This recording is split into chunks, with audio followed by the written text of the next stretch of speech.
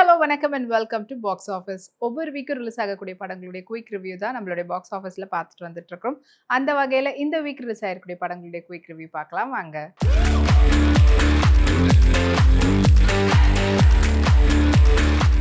இப்போ நம்மளுடைய பாக்ஸ் ஆஃபீஸில் நம்ம பார்க்க போகிற திரைப்படம் கேடி தி டெவில். துருவ் சர்ஜாவுடைய நடிப்பில் வெளிவந்திருக்கக்கூடிய திரைப்படம் தான் KD the devil. KD the devil படத்தினுடைய டைரக்டர் பிரேம், படத்தினுடைய மியூசிக் டைரக்டர் அர்ஜுன் ஜான்யா, படத்தினுடைய டிஓபி வில்லியம், படத்தினுடைய எடிட்டர் சகேத் அச்சர். படத்தில் முக்கியமான கதாபாத்திரத்தில் துருவ் சர்ஜாவோட சேர்ந்து கிச்சா சுதீப், ரமா, ரவிச்சந்திரன், ஷில்பா ஷெட்டி, சஞ்சய் தத், ரமேஷ் அரவிந்த் மற்றும் பலர் நடிச்சிருக்கிறாங்க.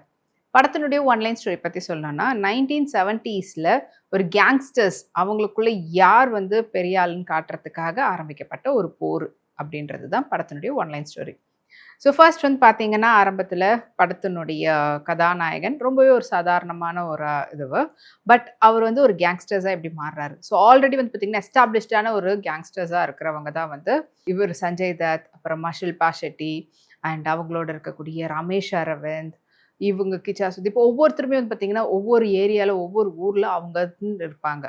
பட் அதெல்லாம் தாண்டி ரொம்பவே சாதாரணமாக இருந்த இவர் அங்கே நார்மல் பர்சனாக இருக்கிறார். தேவை ஒரு விஷயத்துக்காக போகிறாரு, சம்மந்தம் இல்லாமல் அங்கே இருக்கக்கூடிய ஒருத்தவங்களை அடிதடியில் இறங்க வேண்டியதாக இருக்குது. அதுக்கப்புறமா இவங்க பக்கம் யாராவது ஒரு இதில் திரும்ப வேண்டியது மொத்தமாக எல்லாருமே ரவுண்ட் அப் பண்ணிடுறாங்க. அண்ட் ஒரு கட்டத்தில் அவருடைய சப்போர்ட் ஒருத்தவங்களுக்கு கொடுக்குறாங்க. அதனால மற்றவங்களாம் பாதிப்படைய ஆரம்பிக்கிறாங்க. ஸோ இதுக்காக அவர் பார்த்தீங்கன்னா ஃபுல் அண்ட் ஃபுல் கையில் கரப்படைஞ்ச மாதிரி ஒரு முழு கேங்ஸ்டர்ஸாக மாறுறாரு. ஸோ இந்த கேங்ஸ்டர்ஸாக மாறி யாரை கடைசியாக அவர் போட்டு தள்ளி இவர் தான் நம்ம ஒன் பெஸ்ட்டுன்னு வராரா, இல்லைனா யார் அவருடைய இடத்த தட்டி பறிக்க போகிறாங்க. பட் இது எல்லாமே ஃப்ளாஷ்பேக்கில் வரும். ஃபர்ஸ்ட் பார்த்தீங்கன்னா அவர் ஒரு ஜெயிலேருந்து வர மாதிரி காட்டுவாங்க. அதுக்கப்புறம் தான் படத்தினுடைய எல்லாமே போகும். அண்ட் கடைசியாக அவர் ஜெயிலேருந்து ஃபர்ஸ்ட் என்ன பண்ணிட்டு ஜெயிலுக்கு போனார், ஜெயிலேருந்து என்னெல்லாம் பண்ணார் அப்படின்றத படத்தினுடைய மீதி கதையாக காட்டுறாங்க. ஸோ ஃபுல் அண்ட் ஃபுல் பார்த்தீங்கன்னா நம்ம நிறைய படத்தில் அந்த பிளட் அண்ட் வார் பார்த்துக்கிட்டே இருப்போம்ல, அந்த மாதிரியான ஒரு கேங்ஸ்டர் ஸ்டோரியாக தான் இருக்குது. ஃபுல் அண்ட் ஃபுல் ஆக்ஷன் பிளாக்காக இருக்குது. அண்ட் படத்தில் எல்லா விதமான, அதாவது தெலுங்கு மற்றும் கன்னடா ரெண்டுத்தையும் காம்பினேஷனில் காட்டியிருக்கிறாங்க. அண்ட் ரொம்ப நாள் கழிச்சு ஷில்பா ஷெட்டியை கன்னடத்தில் பார்க்குறதுக்கு அவ்வளோ நல்லா இருக்குது. அவங்களுடைய பவர்ஃபுல்லான கேரக்டரும் பார்த்தீங்கன்னா படத்துக்கு இன்னொரு ஆடட் ப்ளஸ்ன்னு சொல்லலாம். படத்தினுடைய மியூசிக், அர்ஜுனுடைய மியூசிக் ரொம்பவே நல்லா இருக்குது. ஏன்னா அந்த ஒரு தக் அவங்க எல்லாரையும் காட்டும்போது ஒவ்வொரு என்ட்ரியும் கொடுக்கறதா இருக்கட்டும், எல்லாத்தையுமே அமேசிங்காக பண்ணியிருந்தாரு. அண்ட் படத்தினுடைய எடிட்டர் சகேத் அவங்களோட வேலையை கரெக்டாக பண்ணியிருந்தாங்க. டிஓபி வில்லியமுடைய ஒர்க்கும் பெஸ்ட்டாக இருந்தது. அண்ட் இந்த படத்து பார்த்தீங்கன்னா கொஞ்சம் ஒரு 3 இயர்ஸ்க்கு முன்னாடியே ரெடியான ஒரு படம். ஒரு கட்டத்துலேயும் ரிலீஸ் ஆக வேண்டியது ஃபைனலி இப்போ ரிலீஸ் ஆகிருக்குது.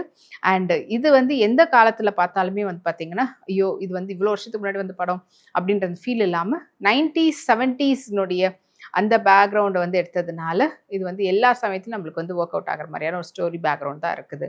துருவ் சர்ஜாவுடைய ரொம்பவே ஒரு யங்கான ஒரு லுக்லேருந்து, ஒரு இன்னசென்ட் லுக்லேருந்து ஃபைனலி ஒரு காலியாக அவர் மாறக்கூடிய அந்த டிரான்சிஷனும் ரொம்ப அமேசிங்காக இருந்தது.